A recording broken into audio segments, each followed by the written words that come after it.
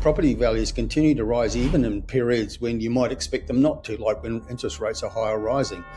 Most of the major property booms we've had in Australia have actually happened in times of high and rising interest rates. The best percentage capital growth has actually been happening in the cheaper areas. You don't have to make a choice at all. You can have both by buying in the right places. One of the mistakes that people make is an unwillingness to invest in advice and information. Build your team before you build your portfolio. So you don't have to go out there and learn all these lessons yourself. Talk to people who are older and more experienced and have been there, done that. Buy good assets and keep them and accumulate, never ever sell.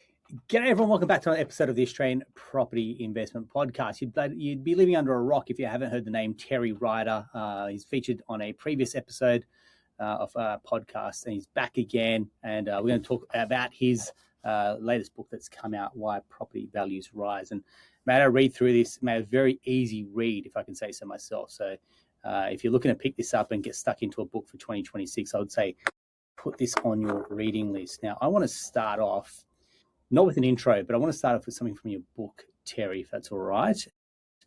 To me, I think this paragraph really sums up the market in itself. So here we go. Australia is a prosperous nation, and there is considerable wealth here. Finance is readily available. The culture of home ownership is strong. The pursuit of wealth through real estate by all kinds of buyers is a powerful force.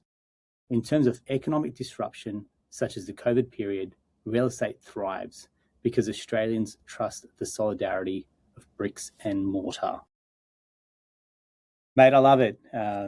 Yes, we have a love affair with property, yeah, and I think you've been around for quite some time. And I think even when I started broking, 12 years ago, it was you. Like when a lot of the magazines would come out, your name would feature very predominantly and heavily there as well because you had such a, such a weighty voice and a lot of opinions as well, Terry. But as you hear that, the conviction that you have around the Australian property market and why it continues to do so well through good times and bad times, can you just kind of share a little bit about your experience and what's gone into the book as well? Yeah, I thought there was a book to be written about just why property values continue to be so strong in Australia, why they continue to rise. There are plenty of voices out there in media, particularly amongst some of our economists, telling us that we can't continue to have this separation between property values and incomes, or property values and rents, and whatever other theoretical markers they use to determine where property values should be according to them. But I felt that it was important to put down my thoughts about why values are as strong as they are in Australia and why they continue to rise. And you've articulated it quite well with that particular section of the book, because that was right towards the beginning of what I wrote in Why Property Values Rise, to lay the groundwork for what followed. But we do have a very strong underpinning that's cultural. We have a very strong underpinning that's economic in this country. And it's almost as if when there's a lot of economic disruption out there, like the COVID period or the GFC going back a little bit further, that's when property seems to thrive the most, because people trust the solidity of it. Yeah. Yes, talk about market volatility, but it's been a consistent performer. There's been people that the property bears will pick out the times where prices have fallen or they've stagnated for a little bit. But on the whole, mate, when people have bought and hold over a considerable time period, I've even seen with our clients that have about 10-year period, for example, that decade of growth that they've given themselves, just staying the course, I think, is probably one of the biggest things. You can get into the market, and that's why, it makes sense logically to get into the property market. But the big mindset here is being able to stay the course, negative cash flow, for example, tenant issues, rate rises. You've seen quite a few cycles. You've seen all those market changes as well. Successful investors versus the ones that lose their way. What are some of the hallmarks that you've seen where, I talk about success leaving clues? What can people take from your experience, and you've been through a few market cycles yourself, to go, how do they stay the course even through challenging times? Okay. I think one of the mistakes that people make is an unwillingness to invest in advice and information. If you are willing, and I think that's one of the features that differentiate the ones who are truly successful property investment from those who don't have that same level of success is that they constantly invest in information and advice. I often say to people, build your team before you build your portfolio. It's important to have a team of experts that you trust in different areas before you start spending the big money. So, having a good accountant who understands real estate, having a good mortgage broker. I think it's wise to use a good buyer's agent who not only can save you time, but also be a sounding board to what you're planning to do. And I always use a buyer's agent, even though I don't lack for knowledge about real estate, but it's not only a time saver, but it's somebody else's viewpoint, another set of eyes on what I'm planning to do, because I'm not silly enough to think that I know everything about real estate investment. So having that team around you that you're willing to spend time with and willing to spend money on, because far too many people try to penny pinch their way to success with property investment, and I think it's false economy.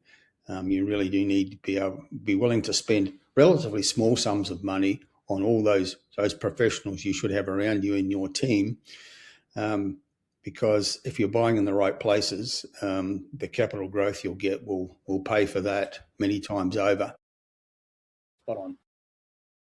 That's definitely something that resonates with myself. When we're trying to tell people and they're sweating over an interest rate of 0.05%, for example, maybe it's even more, 50 basis points. Like, guys, girls, like the growth on the property will eat this rate for breakfast every single day of the week. But I think we've been conditioned to be buying loans, not buying properties, for example. And you don't spend your money on a buyer's agent, for example. You could do it yourself. And I think some of the biggest rookie errors, to your point, that I see is they major in the minor. They get caught up in the small things when you got to zoom out and go, mate, what are you actually buying here? You're buying one property in one location, for example. Generally, you're going to be doing it a handful of times. Like you see the upper echelon of client, investors that do get to 6, 8, 10, 12 investment property portfolios. But for the majority, you're going to be doing this a handful of times. Why wouldn't you invest the time and slow down a little bit to build your team as well? And I think you're right, when people just try to do it themselves, and that's consistently, from our perspective, one of the biggest errors that kind of thwart their growth and the results they get. Yeah, absolutely. The love affair with property. I mean, for us, people say, mate, we've got a horse in this race. Yeah, that's how we make our money, for example. For the naysayers and the people that, call them the bears, for example, I think the market's going to crash and, we're going to see a drop, for example, when rates rise, property values fall. How come so many people get it wrong, that are the bears? I think because they're so wedded to their theories and aren't taking the time to sit back and actually observe what happens. I was really interested to see, and quite amused as well, to see that there was a piece written in the last couple of weeks by one of the major real estate data firms whose main commentators keep talking about interest rates as if it's the prime determinant of everything that happens in real estate. Interest rates are rising, therefore values must fall. And if you look at history, it just isn't so. At the start of 2023, all the big bank economists forecast big drops in property values in Australia because interest rates are rising. Well, they didn't. They rose that year. And at start of 2024, again, they forecast quite significant declines in property values because interest rates were high. But they didn't fall. Property values rose again in 2024. And the data firm I'm thinking of wrote a piece saying, hey, look, we've actually gone back and had a look at what happens over history. And it's surprising to them that property values continue to rise even in periods when you might expect them not to, like when interest rates are high or rising. And I thought, well, talk about a blinding flash of the bleeding obvious. You only have to just go back and observe what's happened over time. In the late 1980s, for example, when we had hideously high interest rates, and they went as high as 17% mortgage rates, and property values just kept rising and rising through that period until that boom ran out of steam and came to an end. But most of the major property booms we've had in Australia, the nationwide ones, the really big ones that have happened in the last 30, 40 years in Australia, have actually happened in times of high and rising interest rates. And it seems to be kind of counterintuitive to a lot of people, but when you think it through, it actually does make sense. If interest rates are rising, it's because the Reserve Bank is trying to dampen down things in a time of prosperity and where people are out spending and feeling confident. So it actually is a time when you're likely to see property values rising. I think a lot of people who, and the big bank economists, they continue to make the same mistakes. They don't seem to learn from the fact that, hey, we predicted prices would fall last year because interest rates were high, and they didn't. So maybe we need to revise that theory. They just, as somebody's, one of those popular definitions of insanity, isn't it? You keep doing the same thing, expecting a different result, but they're not going to get a different result until they actually apply a bit of thought and study and have a look at what's happened historically in this country. Yeah, mate. It's when you look at this country, and I'm glad you mentioned it, about Australia. I look at Australia as going, you might have a very high cost of living, we've got a very strong real estate market, but we've got a very high standard of living. And that to me became very evident. We took our kids last year to Hong Kong, probably the most expensive housing market in the world, high cost of living. But mate, busy city, very small quarters, for example, not a lot of greenery. Whereas you come down here and anywhere you buy Australia, you get a good block of land. Yes, it's expensive, for example, but the roads, healthcare, like everything that goes into making this country what it is, equates to having high property prices because we are such a blessed and lucky country. I know that you travel quite a fair bit as well. How does someone get their head around, yes, property values are expensive, but this is a bloody lucky country that we live in as well? Yeah.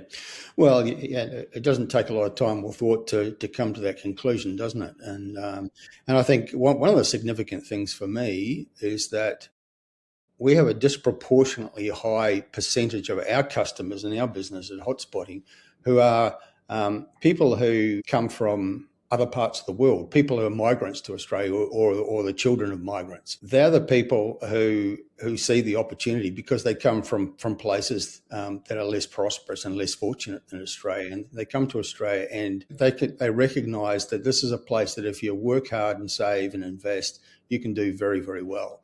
And it's like people from those backgrounds seem to be able to see it more clearly than people who grow up with are born into the privilege of being Australian, I think. I mean, to your point, I'm son of migrants that came to this country as well. I think for us, the ticket out was you could go to uni, get a great job, and save your way and get into the Australian market as well, and climb yourself to maybe through a corporate career or a trade even. But then you quickly start to realise you could work very hard for your money, but if your money's not working very hard for you in turn, then that's a damn shame. And you put that money into bricks and mortar, into property, for example, and you have the ability to come to this country and completely change the financial trajectory of your current life and then your kids' life by buying property. I think that's where the penny drops. A lot of people coming into the country going, man, if we could buy 3, 4, 5 investment properties, that's more than I could potentially earn in my career, for example. I think it's kind of changing the way that people invest in their careers, but also invest through property as well, going, mate, this is a golden opportunity that we've got to change the financial future of our lives, but also our kids' lives as well. And that's probably where I see a lot of our clients come to us going, yes, we're seeking financial freedom. Yes, we're looking for security. Yes, we're looking for net passive income. But in order to get there, we have to make some hard decisions. We're willing to make some sacrifices because we know that cash flow is going to be tight for some time while we're going through an accumulation or a build phase as well. It goes back to our earlier point about how do people stay the course. But for people that are challenged around cash flow, and you may have been through this part when you were growing your portfolio, how do you overcome a negative cash flow while you're going through a growth phase, for example? Yeah, well, sometimes it comes down to sacrifice and finding savings in other areas. I thought that the COVID period, the lockdown period, actually did some favours to Australia. Apart from the catastrophic health consequences that some people experienced, the fact that people were locked down and couldn't go out and go to restaurants, travel around the country as much as they normally will. Actually was an eye-opener for people, because a lot of people saved a lot of money in that period, and it actually opened their eyes to what was possible if you show a little bit of constraint and discipline. I think some people took the smart people took a learning from that and realised, well, we're going through periods where we're building our portfolio and it's actually costing money out of our own income, but we can do that by cutting back in other areas that are more discretionary spending, and so there's no miracle cure for it other than that, I think. I mean, if you were to start, you've got the benefit of having some time in the market, mate, but if you were to start again today, what would you be doing? If you're a young 20-something, maybe early 30-year-old trying to get into the property market where the owner-occupied feels a little bit elusive, what would you be doing, do you think? Well, certainly with the wisdom of hindsight, and I was asked in a podcast once, what would you, if you go back in time, what would you say to the 25-year-old you? And one of the things I would say is, get started as early as you can. But the most important thing is never ever sell. Buy good assets and keep them and accumulate. And you don't have to be in too much of a hurry. If you get to a point where because of your income or your life circumstances, you can't, add a property every year or every couple of years, that's okay. You've got plenty of time if you're starting in your 20s. But keep going when you can. But keep the good assets that you've accumulated. Don't try and trade your way to success, because that's not the way to go about it. When I think of I'm sure a lot of people have this kind of remorse, thinking back to the things that we owned, what we paid for them back then, and what they would now be worth, is a bit of a sobering experience. And my first home that I bought cost me $25,000 back in the early 1980s.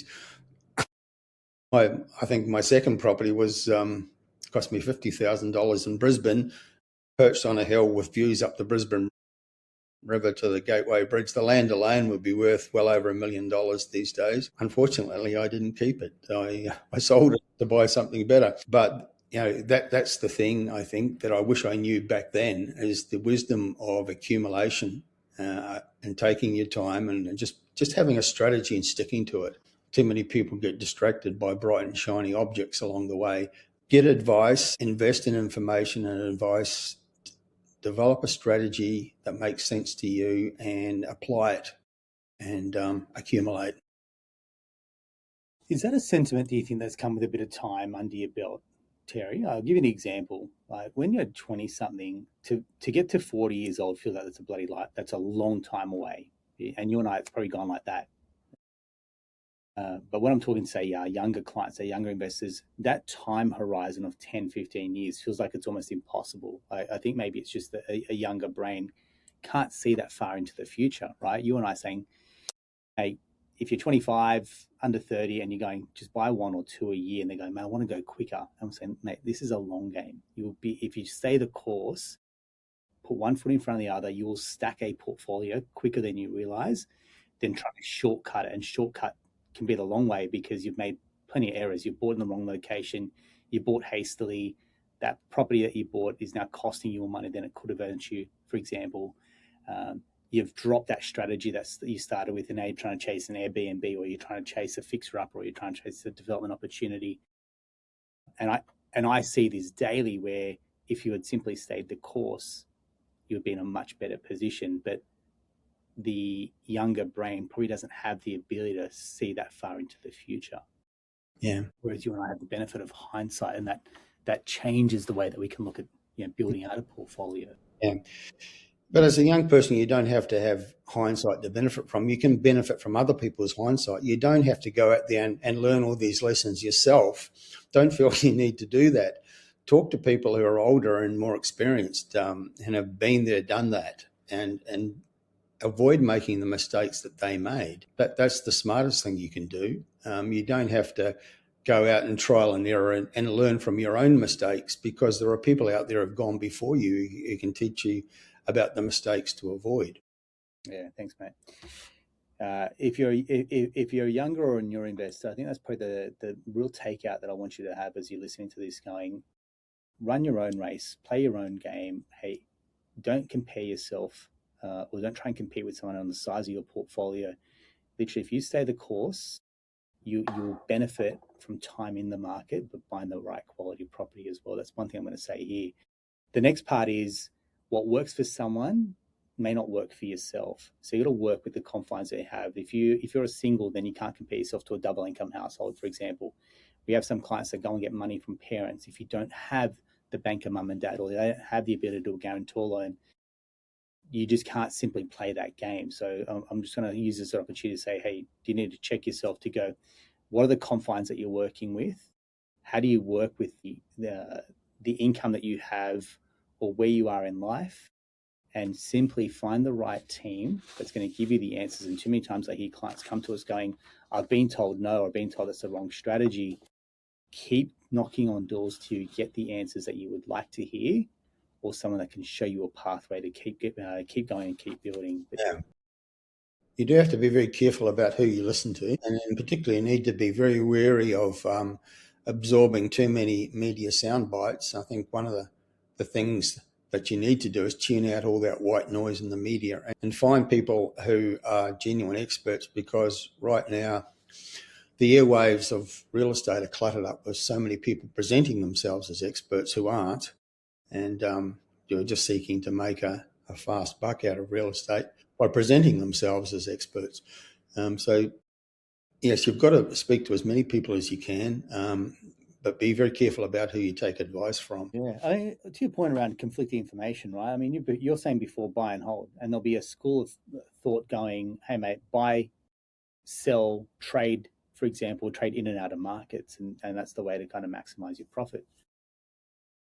Don't buy in your personal name and buy through a trust. And there'll be so much, and to your point, there's so much noise and conflicting information. That's probably another part that I see a lot of people get really stuck in there, Terry. That's why I think books are a great way that you've taken. What have you got? Maybe probably 30 years of experience at least, Terry? Well, over 40 now, in fact, since I became a researcher and writer about real estate, and a buyer of real estate, and unfortunately a seller of real estate in those earlier years, not so much now. Yeah. And that's one thing that if you speak to a lot of the seasoned investors, there's probably two regrets. One, I didn't buy more of when I had the chance, and two, I sold when I probably didn't need to. I could have got that asset as well. Yeah. Two biggest regrets that consistently come up are those when I'm talking to clients that are like, geez, mate, if I could go back 5-10 years and I had an opportunity to buy, I wish I bought more. Yeah. To someone that's saying, mate, I want to get cash flow and I want capital growth, I want the best of both worlds. Do you have an opinion on that? Should you be choosing one strategy over the other? And for context, let's say I'm a newer investor. I'm on my first or second purchase, but I want the best of both worlds. Is that a unicorn, or is it possible? Look, you don't have to make a choice at all. You can have both by buying in the right places. And the illustration of that, we've got a report that we published every quarter called The Pulse, and it identifies 50 locations where you can get above average rental yields. So we select these places based on rental yields, but we also have a criteria that they need to be places that will show good capital growth as well. So we're not going to include any remote mining towns, for example, where you can get high rental yields, but there's very high risk. And that's the one part of the Australian market where property values can drop a lot. And we've seen that from the past 10 or 20 years in specific locations. But one of the things we often do at Hotspotting is we do a bit of a report card, and we go back to one of our signature reports and look at what we recommended, say, 3 years ago, and calculate the sort of growth that these locations have had. And we've just done that exercise for the Pulse report that we published. We've only been publishing this report for a couple of years. So we went back to 2 years and looked at the locations we recommended in our edition of the Pulse in late 2023. And we've selected 50 locations because they had above average rental yield, and looked at the capital growth they had.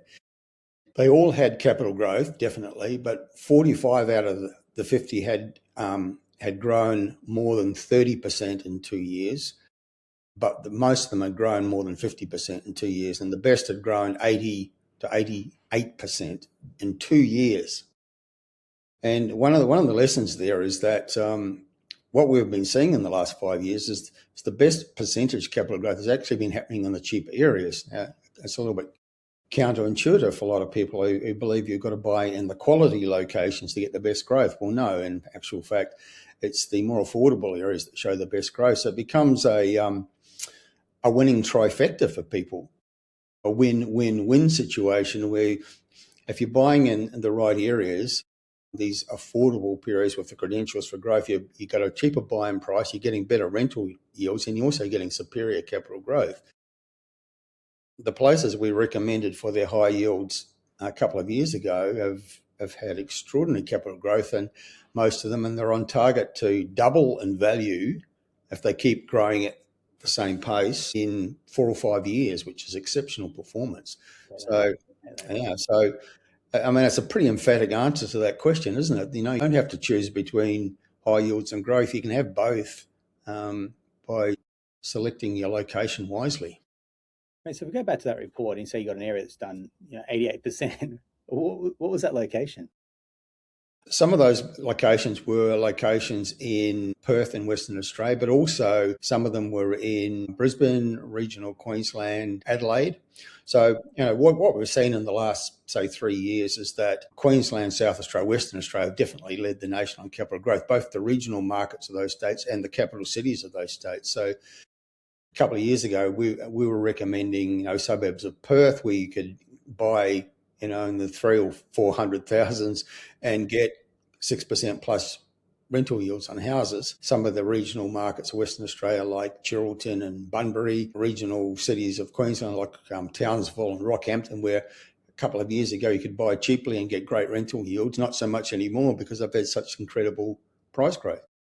And those places have really delivered. It's becoming harder now because we're just publishing, or on the point of publishing the latest edition of the polls, and it's harder to find house markets that they're still there, but they are harder to find that have those rental yields of 5 to 6% and above.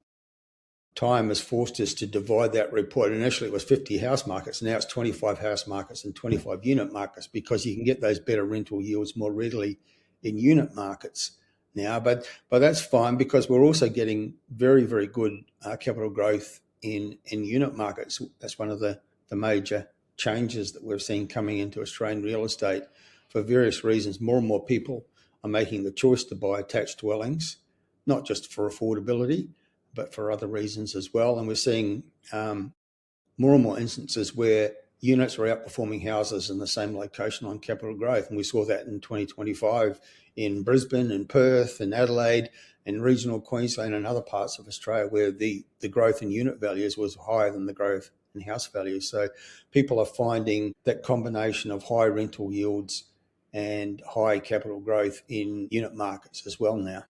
That's one. Thanks very much. Could I be a bit cheeky and ask, as you're putting that report together, what's some of the areas that you're flagging for growth, say 2026 and beyond? Houses or units, for example. Give us a flavour of where you're kind of identifying. Yeah, well, we can look at it a whole lot of different ways. We published recently our latest edition of National Top 10 Best Buyers Report. But there's also another report that we haven't yet published, but we're about to, and we do it in conjunction with one of our clients, and it's called Growth Leaders 2026. And we've used, for that report, we've used 6 different metrics, which we think are forward-looking, to rank the 14 major market jurisdictions, the 8 capital cities and the 6 state regional markets. And we've used 6 metrics and giving each of them a ranking on those 6 metrics and then aggregated it and come up with an overall ranking. Out of that process, the number one market for growth in 2026 and beyond is Brisbane on that system. And what will surprise some people, but not us so much, is the next 2 ranked are Hobart and regional Tasmania. Now, they haven't been amongst the big performers in recent years, and that speaks to another point we make constantly, and that is change is the only constant in real estate. Things are changing. So the markets that led on price growth in recent years aren't necessarily the ones that are going to lead for the next couple of years. Real estate is local, and real estate does have cycles driven by local economic circumstances. So we're starting to see change in where the growth will occur, and we are seeing movement in markets like Hobart and regional Tasmanian markets like Launceston, and we're seeing more people. And it was interesting to us that independently of our own research, the Regional Movers Index, which is published quarterly by the Commonwealth Bank and the Regional Institute of Australia, and they're talking about where people are moving, because we still have this population movement from the two biggest cities to regional areas or smaller cities. And one of the standout features of this new edition of their report is that regional Tasmania is one of the recipients, the growing recipients of people moving from, say, Melbourne. They're moving to regional Victoria. They're also moving to northern Tasmania.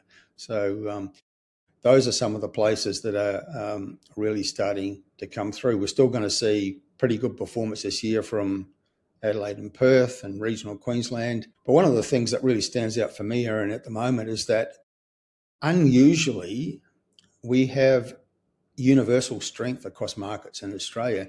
I tend to talk about Australia as a four-speed market. Usually, in most years, we have markets that are booming, markets that are showing moderate growth, markets that are stagnating, and some that are falling. And in 2020, we had that amongst the 8 capital cities. We had Perth, Adelaide, Brisbane booming.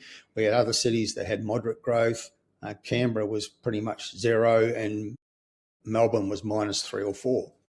But right now, we have growth happening everywhere. We ended 2025 with the worst performer in Australia was Melbourne, which grew, according to the various, whether you believe the figures from PropTrack or from Cotality, Melbourne grew 4 or 5%, and that was the worst performance amongst the capital cities of Australia and the regional markets as well.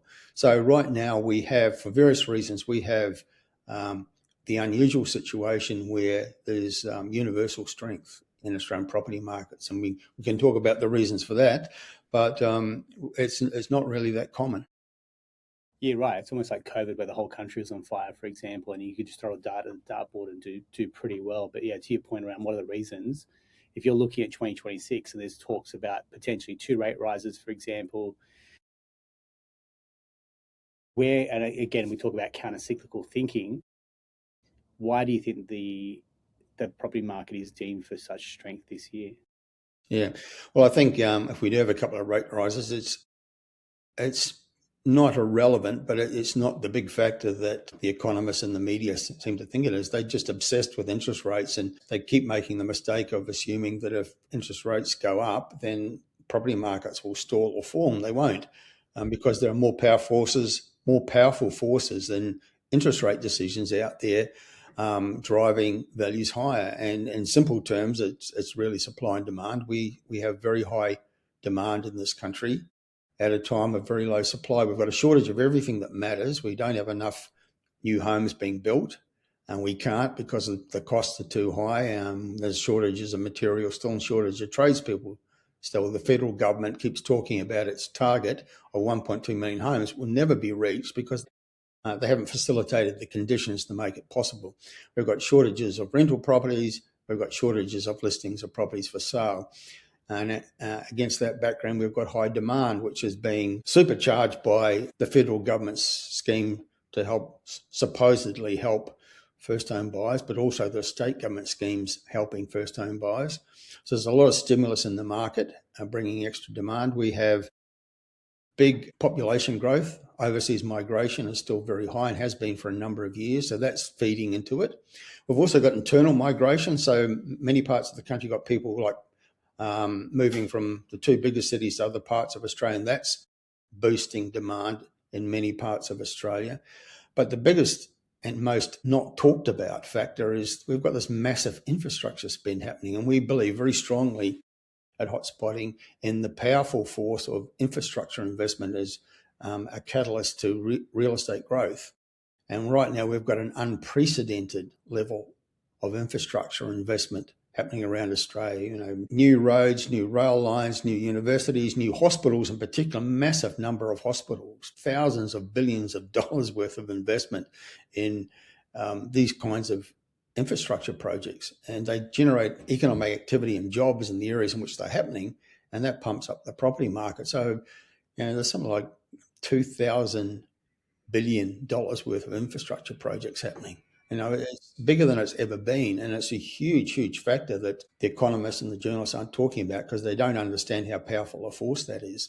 So big demand at a time of very short supply, and it's a very simple equation. We've had prices rose more than the economists expected last year, and we're going to see that again this year. Cool. So you talk about the supply side, and there's all the reasons and factors why we're going to see demand strong. But the way to peg back demand is to play around with, say, lending. And so you talk about, February, they're talking about the debt to income ratio changes that the APRAs are bringing out, which I won't have much bandwidth around, but that's something that's going to come into play. All the proposed changes around trust lending, I think we're still at very early stages of seeing a lot of banks kind of follow suit there as well. So lending, they kind of go, we'll make it a little bit harder, for example, Terry, and that should peg back demand a little bit more. Does that just push out some fringe buyers that were never going to get into the market, or does access to credit change the demand factors, do you think?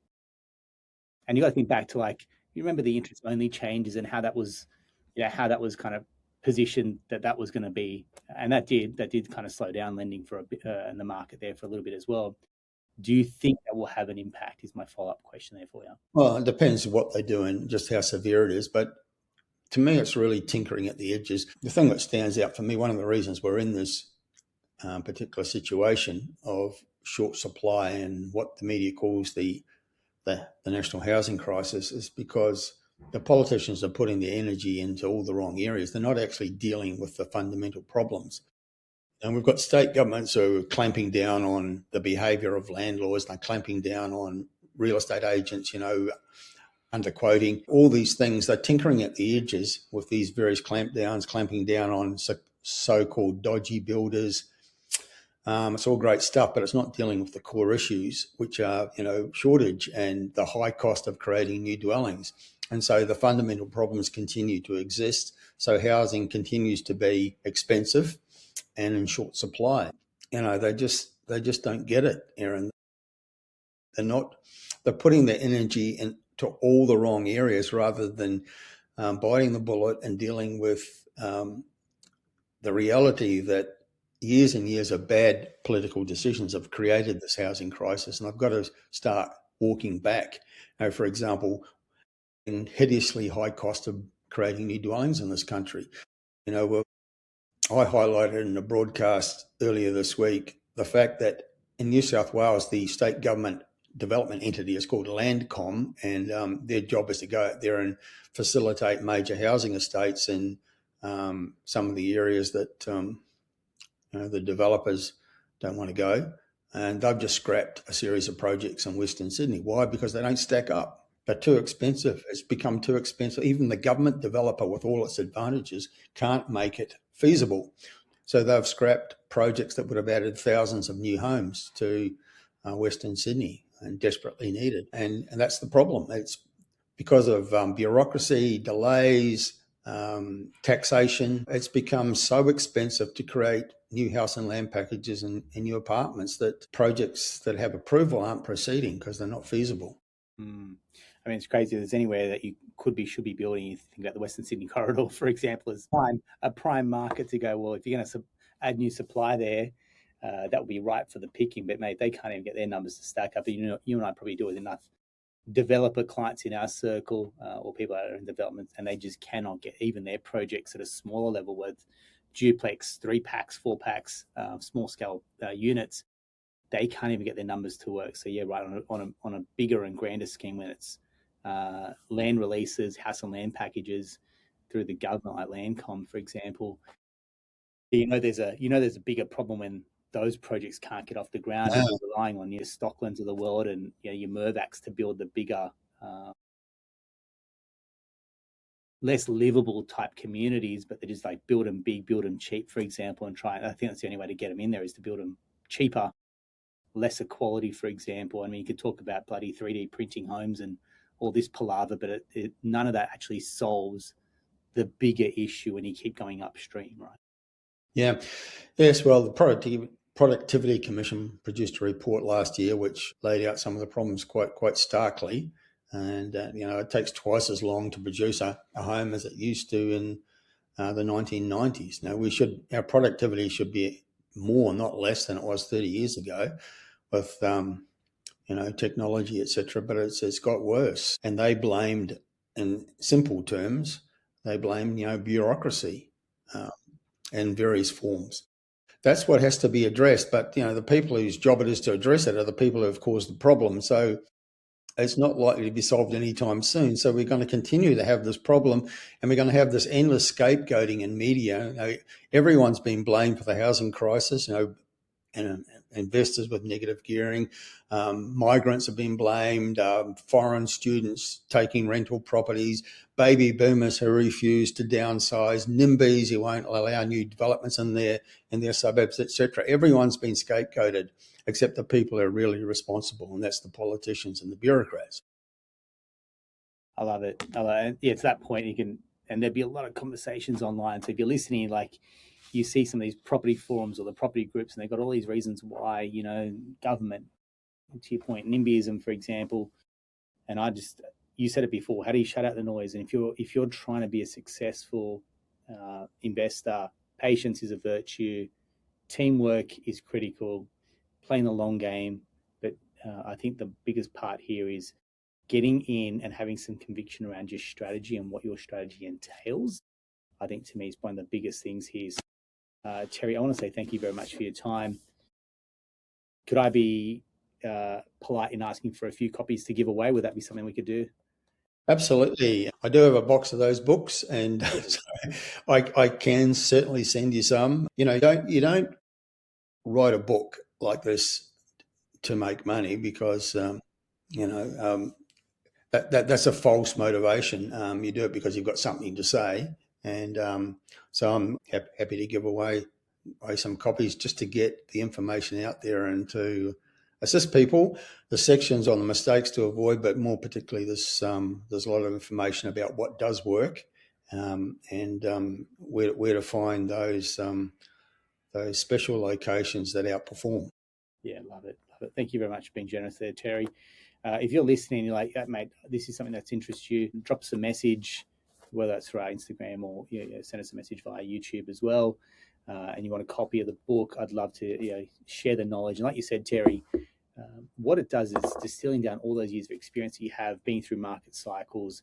I mean, you are very close to the data with your business, Hotspotting, as well. So you're at the coalface, that front end of analyzing the data, putting those reports together.